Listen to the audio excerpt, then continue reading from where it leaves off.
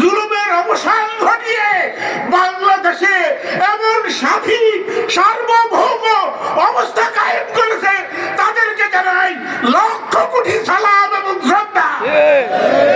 শ্রদ্ধা ভাইরা আমার, এই পৃথিবীর মানুষের মুক্তির জন্য সারে জাহানের সর্বশ্রেষ্ঠ মানব মুহাম্মদুর রাসূলুল্লাহ সাল্লাল্লাহু আলাইহি ওয়াসাল্লামকে আল্লাহ রাব্বুল আলামিন প্রেরণ করেছেন।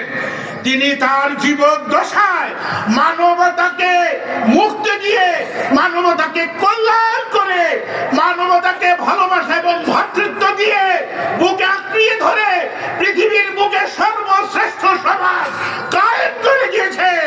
তার প্রমাণ আমরা পাই। প্রিয় ভাইয়ের আমার, আজকে বাংলাদেশে আমরা অত্যন্ত দুর্ভাগ্য হলো সত্য, আমরা পারস্পরিক হিংসা এবং বিভেদে আকণ্ঠ নিমজ্জিত। এটার কারণ শয়তান আমাদেরকে অষ্ট পৃষ্ঠে আমাদেরকে ধ্বংস করে দিয়েছে। নারায়ে তাকবীর, আল্লাহু আকবার, নারায়ে তাকবীর, আল্লাহু আকবার। জামাত ইসলামী বাংলাদেশ জিন্দাবাদ, জিন্দাবাদ। আজকের সম্মেলন সফল হোক, সফল হোক।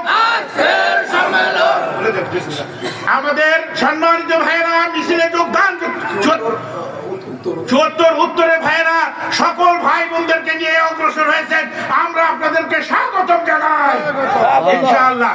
শ্রদ্ধেয় ভাইয়েরা আমার, যাহারাল ফাসাদু ফিল বাররি ওয়াল বাহরি বিমা কাসাবাত আইদিয়ান নাস, আপনাদেরকে আমি দুইটি কথা বলতে চাই। এই পৃথিবীতে যত বিপর্যয় সৃষ্টি হয় সব মানুষেরই কামাই। আজকে আমাদের বাংলাদেশের লক্ষ কোটি ভাইরা হতাশায় নিমজ্জিত। চাকরি তাদের নাই, কর্ম তাদের নাই।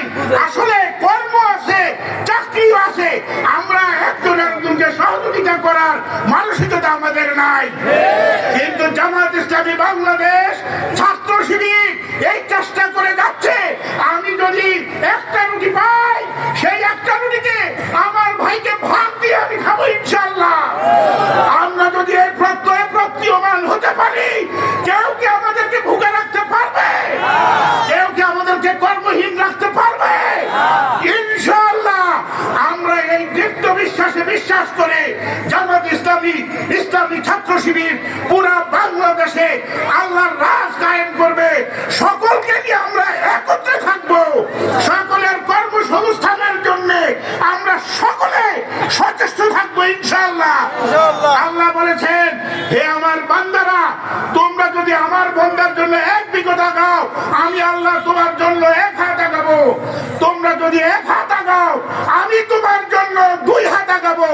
তোমরা যদি দড়ি আসো তোমার ভাইয়ের কল্যাণে, আমি আল্লাহ তার চেয়ে গতিতে তোমাদেরকে সাহায্য সহযোগিতা করবো, দৌড়িয়ে আসবো।